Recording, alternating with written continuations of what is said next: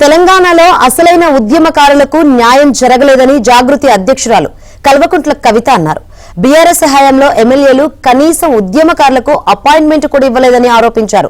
BRS అధినేత కేసీఆర్ దృష్టికి ఎన్నోసార్లు ఉద్యమకారుల అంశాన్ని తాను తీసుకువెళ్లానన్నారు. కరీంనగర్ జిల్లా మానకొండూరులో ఉద్యమకారులతో కలిసి కవిత గుడిసెలు వేశారు. ఉద్యమకారులకు ఇచ్చిన హామీలను కాంగ్రెస్ అమలు చేయాలంటున్న కల్వకుంట్ల కవితతో మా కరీంనగర్ ప్రతినిధి Srinivas face to face. Kalvakuntla Kavitha Jagruthi అధ్యక్షురాలు కల్వకుంట్ల కవిత భూపోరాటాన్ని ప్రారంభించారు. తెలంగాణ ఉద్యమకారులకు వెంటనే కాంగ్రెస్ పార్టీ ఇచ్చిన హామీని నెరవేర్చాలని డిమాండ్ చేస్తూ కరీంనగర్ జిల్లాలోని మానకొండూరులో 5 ఎకరాల స్థలాన్ని ఆక్రమించారు. ఆమె మనతో ఉన్నారు.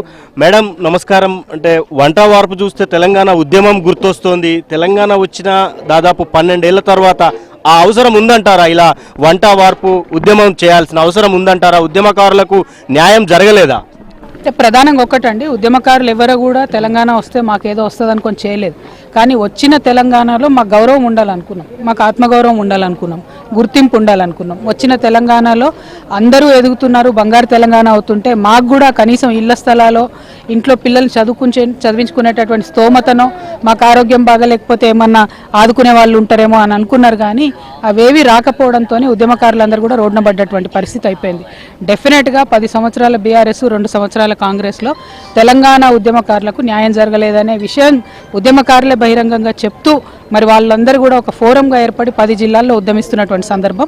ఇవాళ భూపోరాటం చేయక తప్పని సందర్భం, వంట వార్పు చేయక తప్పని సందర్భం. తెలంగాణ వచ్చినాక అసలు ఉద్యమాలే ఉండవనుకున్నాం, కానీ తప్పని సందర్భంలో చేస్తా ఉన్నాం. చాలా మంది లీడర్లకు కార్పొరేషన్ చైర్మన్ పదవులు కానీ ఎమ్మెల్యే పదవులు కానీ వచ్చాయి. అంటే పూర్తిగా ఇంకా న్యాయం జరగలేదంటారా చాలా మంది ఉద్యమకారులకు? నేనేమంటున్నా అంటే అండి, జరిగింది అసలే జరగలేదని చెప్పాల్సిన అవసరం లేదు. జరిగిన కాడికి వచ్చిన కాడికి వచ్చినాయి.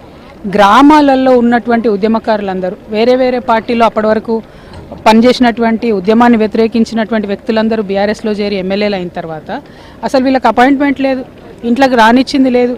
ఏ ఒక్క ఉద్యమకారుని కూడా కనీసం పలకరించిన పాపం లేదు. ఉద్యమకారులం అని అంటే అపాయింట్మెంట్ ఇక 16 నెలలు అవుతుంది.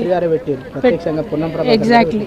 సో ఏ ఒక్క ఉద్యమకారులు పోతే కూడా ఎక్కడ ఉద్యమం అయ్యా అని మన అప్పుడున్న మంత్రులే అన్నటువంటి సందర్భం. ఉద్యమకారులు అంటే ఉరికించి కొడతాను అన్నటువంటి సందర్భం. అట్లాంటి సందర్భంలో 10 ఏళ్ళు బాధను దిగమింగుకున్నారు. ఈ 10 ఏళ్ల తర్వాత విధిలేని పరిస్థితిలో కాంగ్రెస్ పార్టీకి మద్దతు ఇచ్చారు. ఉద్యమకారులందరూ కూడా మనసులో బాధ పెట్టుకొని మద్దతు ఇచ్చారు. ఇస్తే ఇప్పుడు ఆ కాంగ్రెస్ పార్టీ కూడా మోసం చేయబట్టే. సో ఇవాళ అల్టిమేట్గా ఉద్యమకారుల కోసం మరొక ఉద్యమం చేయాల్సి రావడం నిజంగా మనందరం సిగ్గుపడాల్సిన విషయం. అయినా సరే ముందటుండి చేస్తాం, వారి కోసం సాధించుకుంటాం. ఇండ్లైనా సరే, పెన్షన్ అయినా సరే, అన్నిటికన్నా ఎక్కువ ఆత్మగౌరవం. మాకు సర్టిఫికేట్ కావాలి, మేము ఉద్యమకారులు అని కలెక్టర్ మాకు సాల్వ్ చేయాలి. మా చరిత్ర మా పిల్లలు చెప్పుకోవాలి, మా ముందు తరాల వాళ్ళు చెప్పుకోవాలి. అది మా గౌరవం. ఖచ్చితంగా ఉద్యమకారులకు ఆత్మగౌరవం కోసమే పోరాటం చేస్తామని ఆమె చెప్తున్నారు. బీఆర్ఎస్ లో కూడా పూర్తి స్థాయిలో ఉద్యమకారులకు న్యాయం జరగలేదు అని ఆమె అంటున్నారు. వీడియో జర్నలిస్ట్ సంపత్తో శ్రీనివాస్, ABN ఆంధ్రజ్యోతి,